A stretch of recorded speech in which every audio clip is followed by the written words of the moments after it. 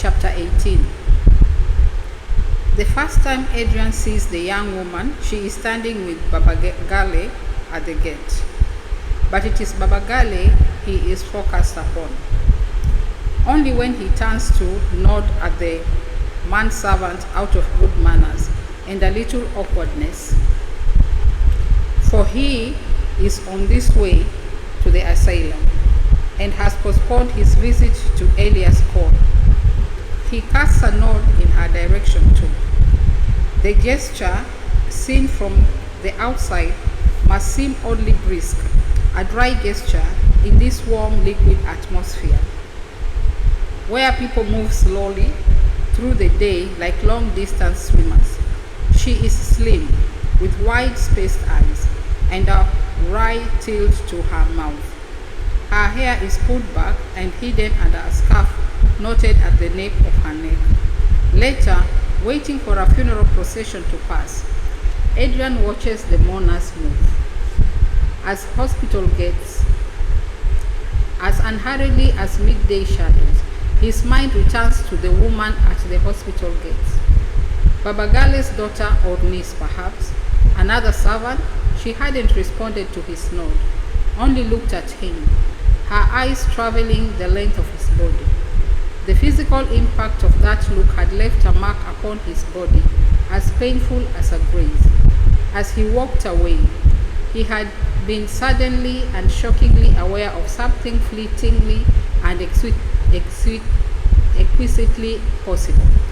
So much so, he almost turned back to say something to Baba Gale, anything to find a reason to look at her again. At the mental hospital, Ileana greets him. "Hey you, I've got good news for you. Your lady is back in the real world." She grins, showing dark red lipstick on her cheek. "Christ, when did this happen? You should have called me." Ileana shrugs. "You are here now. Do you want to see her?"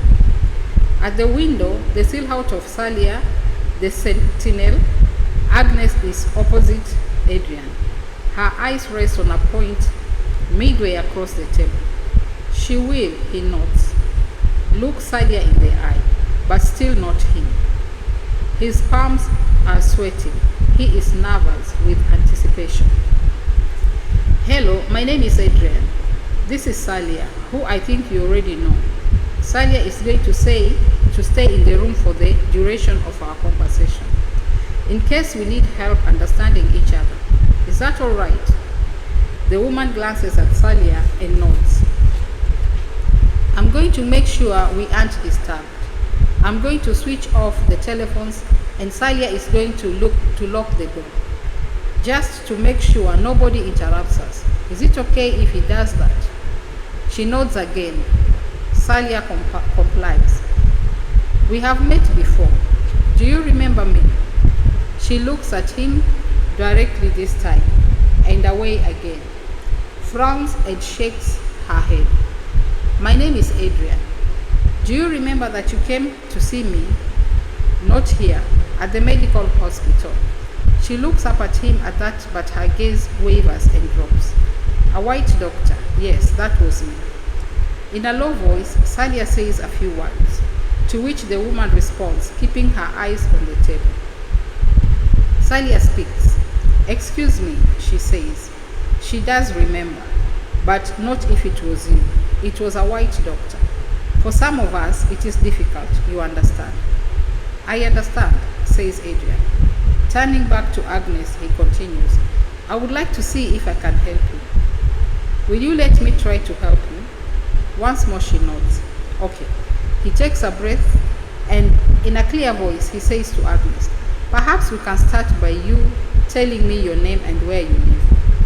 To his surprise, in an equally clear tone, though in a quiet voice, she replies, "My name is Agnes. I live in Port Loco." "Who do you live with there?" "With family." "What were you doing in the city? Do you know?" She shakes her head. "Do you know where you are now?" This time she gives a nod and glances at Salia, as if for confirmation. "Can you tell me how you came to be here?" She cannot remember. It is slow going, with frequent low-voiced interjections from Salia. for the woman speaks softly, and her words are heavily accented.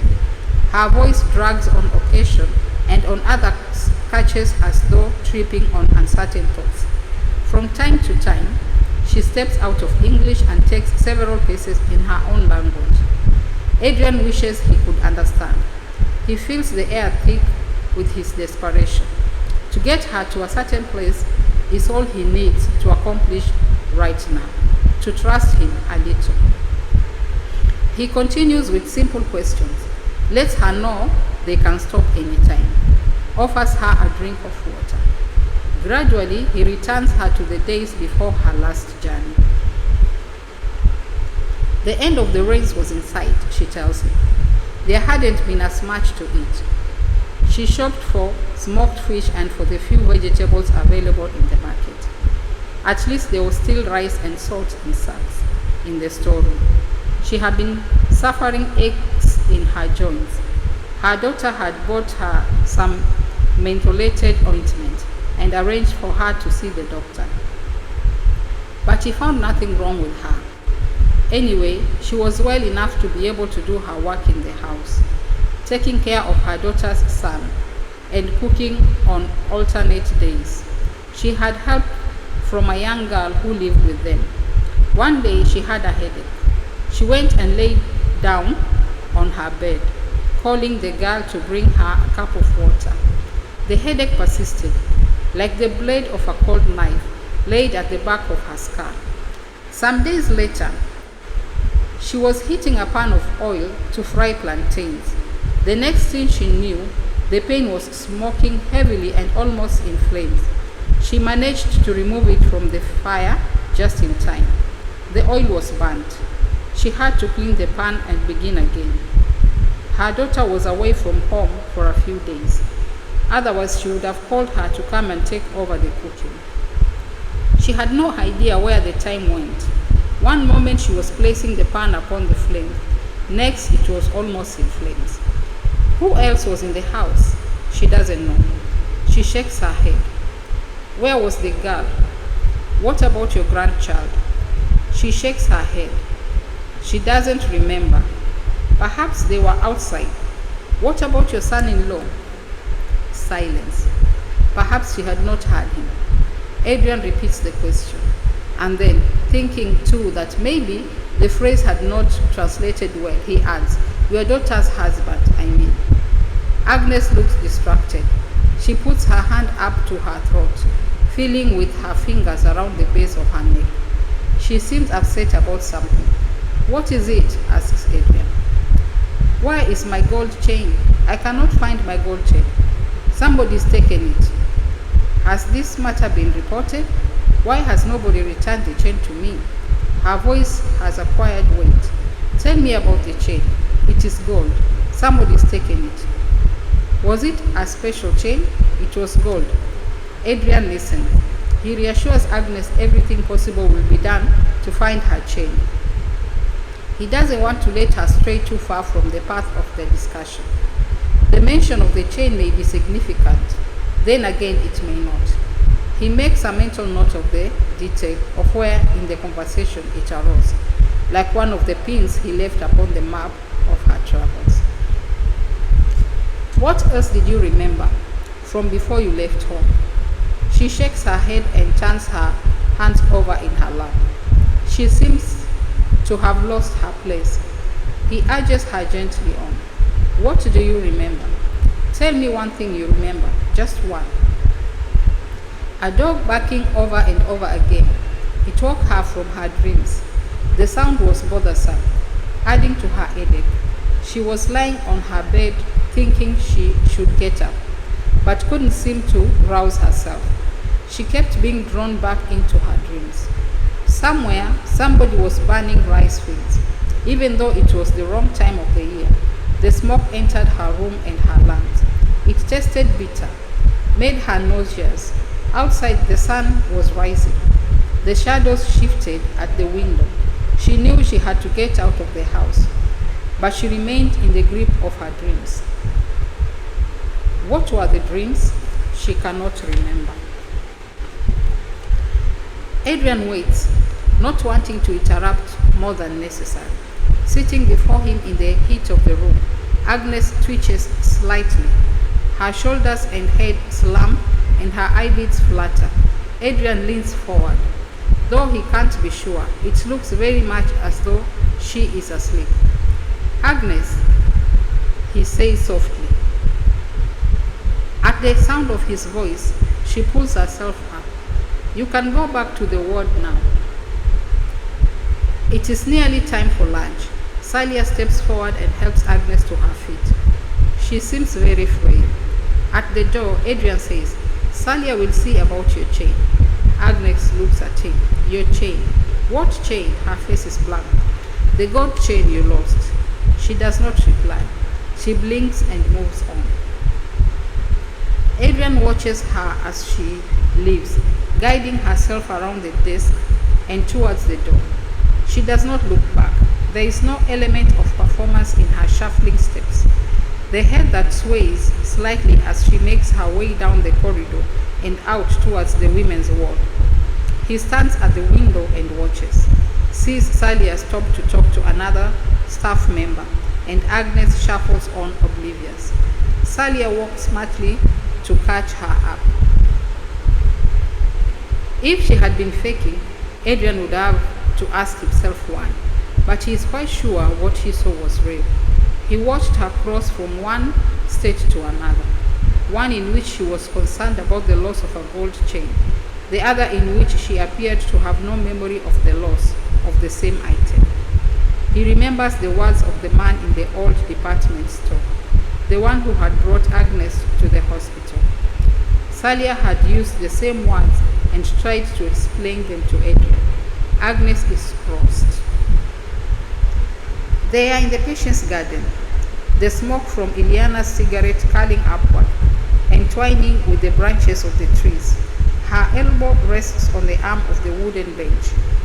Half an inch of ash droops from the end of the cigarette. Inside the pocket of her smoke, she fiddles with her lighter. Adrian can hear the rasping of the wheel against the flint. She is listening with her eyes upon him. When he stops speaking, she says, without taking her eyes away from him, You are considering schizophrenia, of course? Of course, Adrian replies, though she's clearly confused. And there are lapses. I don't think I'm dealing with a psychotic. In fact, I'm as sure as I can be. And then you've never examined her? Ileana shakes her head, a movement which causes the ash to drop from her cigarette. She raises the remainder of it to her lips and draws deeply before discarding the butt among the fallen flowers. What about Attila? Says Adrian. He tries to see all the patients, but there are so many. Besides, she doesn't stay long. It would have amounted to an intake interview, nothing more. Adrian picks a pod up from the ground and begins to pull it apart. The seeds fall out, clattering faintly onto the stones. He doesn't want to say anything to Ileana just yet about what he is thinking. The books he has been reading. He wants to wait until he is a little more certain. He needs to hold off talking to Attila, too. For now, he is enjoying Ileana's company, sitting here in the shade of the garden, the most peaceful place in the city. He'd like to carry on talking to her, to invite her for a beer. He realizes he has no idea of her homeland, whether she is here alone, married or single. He struggles to picture her anywhere else but here. Where do you live? I mean here in this place. A bungalow. But Malaika Beach. I've been there about 6 months. Before that, I had an apartment in town, a real dump. What I have now is so much better. You should come and see it. Are you there alone? I mean, he is fumbling a little now. Sorry, I wasn't crying. I was just thinking about safety. He finishes abruptly. She laughs and looks at him. In her dark eyes, there is genuine amusement. I know what you mean. And the answer is yes. I'm on my own. And I feel safer here than anywhere in Israel, or Romania for that matter. I don't suppose anybody back home would believe it if I told them. She laughs. Last time I was in your bloody country, I was followed round hurriedly by some fucking pervert. I could have screamed my head off and nobody would have heard me. Ileana lights another cigarette and stands up. Together they leave the garden. Tea? Yes, please. On the way home, he asks the driver to stop at the supermarket. Inside, he moves up and down the aisles, perusing the imported product, savoring the air conditioning. The prices are almost beyond reach. The owners must be making a fortune. He selects 2 large packets of crisps, takes some beers from the cold cabinet and pays, counting out grubby notes. It is the end of the day. His mind is unwinding. He performs the task slowly, loses count and begins again. Back in the taxi, heading out to the hospital, not across Julius's bridge this time, but through the thick of the town. There is a song on the radio. Adrian can't place it exactly, but it takes him back decades. The title track to a film maybe.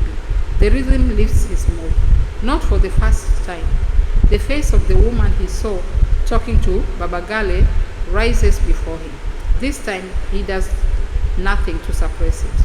Remembers the look she gave him, the way it touched his skin, leaving him exposed as he tried to slip past.